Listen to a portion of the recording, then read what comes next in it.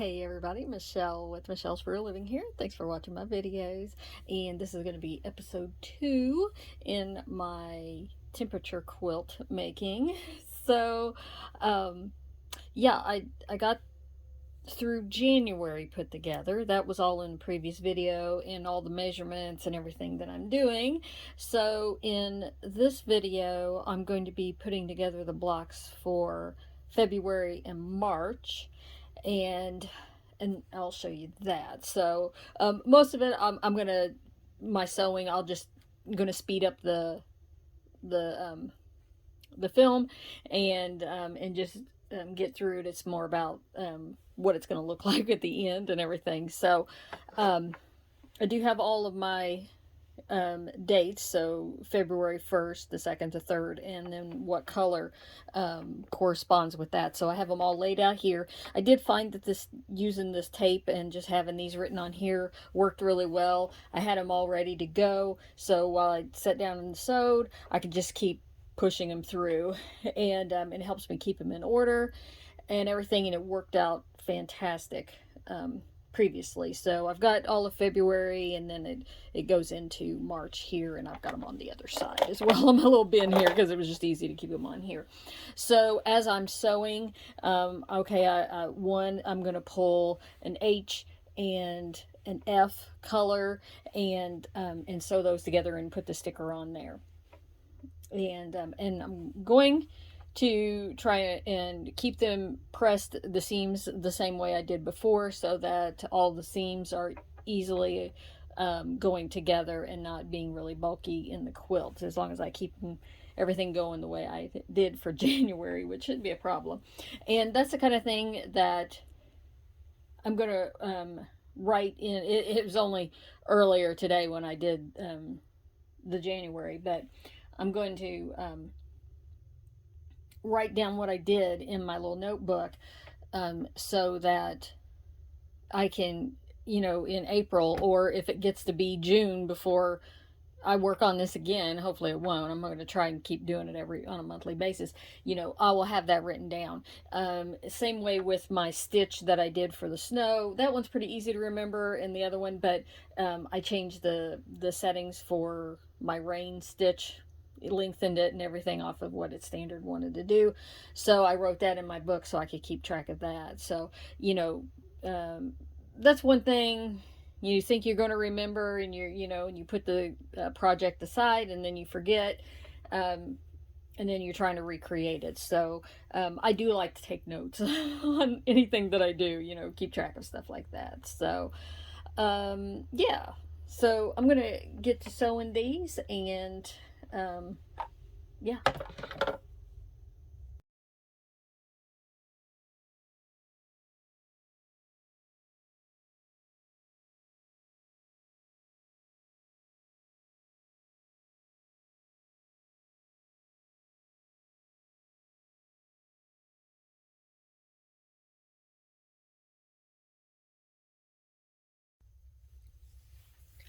All right, so it's been a few days since I last worked on these, and but I've got them to the point where I had sewed all of that together, the two longer pieces, and I've cut them in half and flipped one around so I can get my 4 patch, and so I got my pile of February, and I got a pile for my March.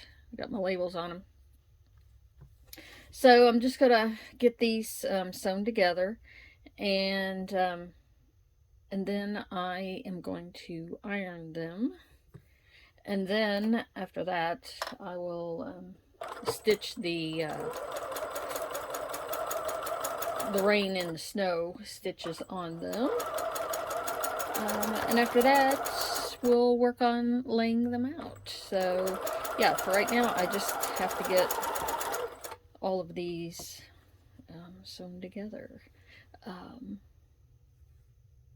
Yeah, so I guess I'll show you what when I cut the long strips. I guesstimated on how many I would need, but some of these I didn't need very many yet, but I knew I'd need them in the future. So and a couple of them I had to cut a few more.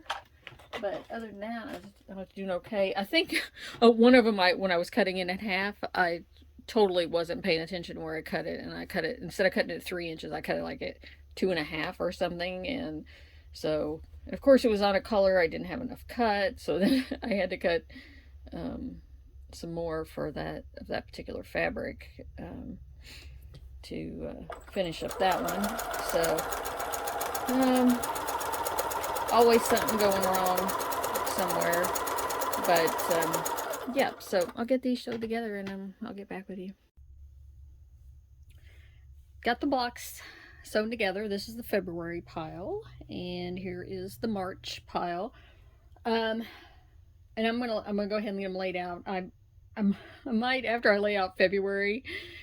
Um, I just do not have enough. I don't have a big enough space to lay this all out, so I might end up sewing together all of the February on there, and then having to shuffle it and get the March laid out. I don't know, and I'm thinking of various ways that I can do this. So anyhow, I just need to get them laid out. Now that's my February high and low block right there. So my February 1st, I'm sticking up here, and yeah, I could have other ways to lay these out. So this is back to February 4th down there, and there's the 5th. And then I have to remember that, like I talked about in my first video about rotating some of this, like I think this row right here actually is the one that gets rotated around, but I'm going to lay them out first and then I'll confirm. I was looking at it and I'm pretty sure that this is the row that actually needed to go and get rotated. And so that was 7, 8, that's 9 rows across. I'm going with a total of 19 blocks across and 20 down. And of course this the seam allowances aren't sewn together yet, so it kind of makes it look bigger than it actually is once it gets sewn together. So, and I'm going to overlap some of these here. But anyhow, I'm going to continue to do this, and then I'm going to get them sewed together, and I'll show you what it looks like after I get them sewed together. All right, so I got all of them sewed together, and yeah, basically, you know, I had them laid out in the columns, so I just picked them up and I sewed, and I showed this in the first video, sewed the columns together, all the pieces, and then once I had all those sewed together, I started on that edge and I sewed that column to the larger piece, and then I sewed that column to the larger piece, and then I went down the long seam and sewed those 2 columns together and just continued on across here. And that helped because of establishing which way the seam allowance was going to fold, and I wanted to continue it, so I needed to start over there on that end so that it'll continually go that direction. And yeah, it's it started to get the reds to show up in here, which means the temperatures are getting warmer, right? And but we did have these darker blues that are in here. Yeah, I can't even show it all. It's 13 columns wide already, and I'm going to 19. So these darker blues that are showing up right here is like we had some really cold days, because if you remember in my showed my colors that I was using, the blacks and then the navy blues were the really cold temperatures. And so we had some cold days that popped in there.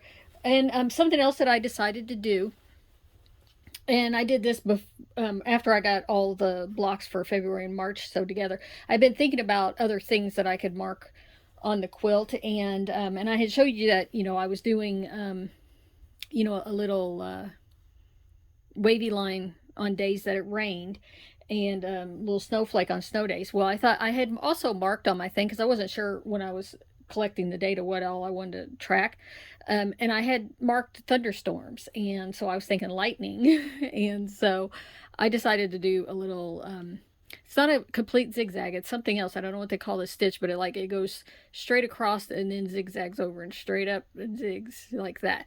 And but I thought it made like lightning across there. So those days, and I did go back into the blocks of January. There were a few that had thunder on them as well. And so I did that. There's one with the snowflakes. So that day it rained and snowed.